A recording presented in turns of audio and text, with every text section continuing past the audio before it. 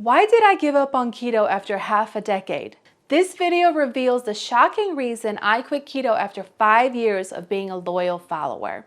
Hello, my name is Lesya Holzapfel. I have a bachelor's in nutrition and dietetics, and I help professional women shed fat. On this channel, I talk about all things clean keto and carb cycling. So if you're interested in that, consider subscribing. Today, I wanted to share my personal story with you about how I quit the keto diet after 5 years. I know you may be thinking, but wait, isn't keto supposed to be the ultimate weight loss solution for women? Well, it worked for me in the beginning, but things took a turn for the worse after a while. I discovered the ketogenic diet in 2015 after my first pregnancy. I had gained 50 pounds and I could not lose it with traditional calorie counting and exercise. I remember eating 1,200 calories a day and running 5 miles 6 times a week, but the weight would not budge. I was so desperate that even though keto went against everything that I learned in college when I studied to be a dietitian, I decided to give it a try. The result? I was down to my pre-pregnancy weight in a matter of months. I was thrilled.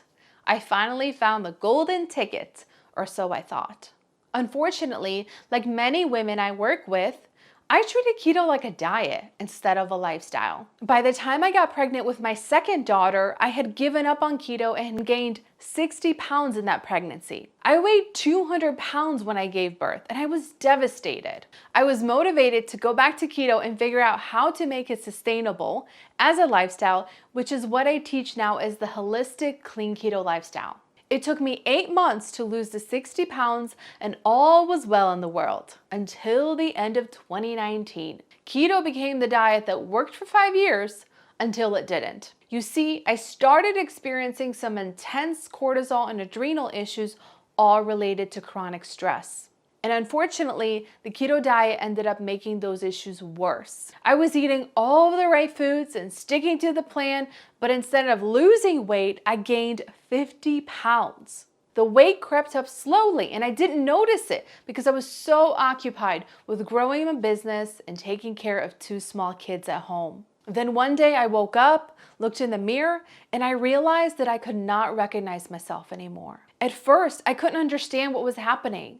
I was so confused and frustrated. But then I started doing some research and I realized that long term, the keto diet can harm your hormones, especially if you're dealing with stress-related issues.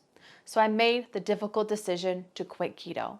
It wasn't easy, trust me. I had been doing it for so long and it felt like such a part of my identity. I built my business and my brand around keto. I was known as the clean keto expert. Even my daughter used to call me the keto girl. Not to mention, I was deathly afraid to eat anything but keto for fear of gaining weight, even though I had already gained so much weight while being on keto. Quite the paradox, wouldn't you agree? But in the end, it was the best decision for my health. I switched over to a carb cycling approach a couple years ago to help fix my adrenal and cortisol issues, and I've never felt better. I also stopped gaining weight and I'm finally losing weight in a healthy, sustainable way while eating way more carbs than I have in the 5 years I was on strict keto. Now, I'm not saying that the keto diet is bad for everyone, but it's important to remember that what works for one woman might not work for another. I still believe in the power of keto and I highly recommend it, especially to my clients who have prediabetes or diabetes. I have an entire program dedicated to the keto diet called the Holistic Clean Keto Weight Loss Program for Women. And if you're interested, I'll leave a link in the description if you want to learn more about it. The point I'm trying to make by sharing my honest story with you is that there is a time for keto and there's a time for carbs.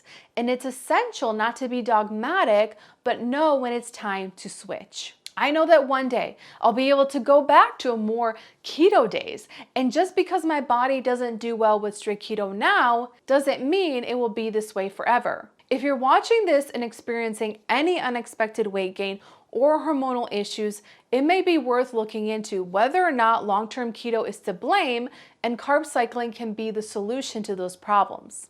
If you don't know where to start with this, go watch my training on how I help my clients bring back carbs with a simple 3-step blueprint. I'll leave the link in the description for that as well. I hope that my story can help somebody out there who might be going through something similar. Remember, it's always important to listen to your body and make the choices that are best for you. At the end of the day, it's not about what diet is trendy, but the way of eating you feel best at and supports your goals. Now, if you're curious as to why long-term keto isn't great for most women, that is what I'm going to cover in my next video. So if you're ready for that, I'll see you there.